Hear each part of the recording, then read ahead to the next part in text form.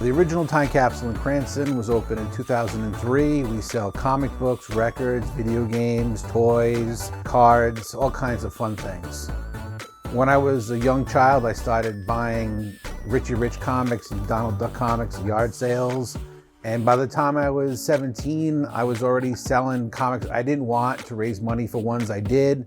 And it just turned into a side business that eventually turned into a full-time business. The biggest part of the business is comic books, old and new. Stuff from the 1930s right up to stuff that came out last week. And then we have a separate side of the store that has records, a lot of albums, all kinds of genres of music. We sell CDs. And then we have a whole vintage video game section where we sell everything from Atari games to PlayStation 5 and everything in between.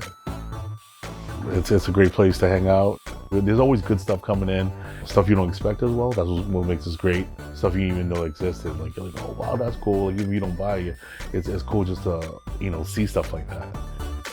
I've been coming here since the day it opened its doors, almost 20 years ago. If it has to do with pop culture, they have it. Anything collectible, they have it. Everything you could think of, they have here. One of the things I realized when I opened the store was my competition was not other stores in the area, it was the internet. The internet was supposed to be the doom and gloom for brick and mortar stores. But here we are 19 years later, we're still here, we're bigger than ever, doing better than ever. So I have a second store in Seekonk, Mass. It's on Route 6, it's right next door to the Seekonk Speedway. That store's been there for over 11 years, and it carries all the same items we have here in Cranston. Comic books, records, video games, toys.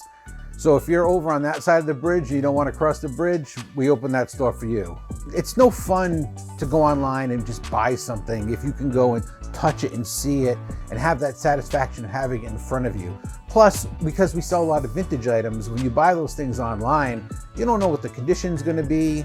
It's not the same when you click on something on Amazon and you order something and then it shows up all messed up. You'll be happy you came. Or even if you don't buy anything, it's good to just look around and then to enjoy the ambiance. A lot of times you'll come in and see something you didn't even know you wanted. And that doesn't really happen on the internet. It'll bring you back to a simpler time, and you'll definitely find something that you didn't know you wanted, that you didn't know existed. And then when you come here and see it, then you realize, I need this in my life.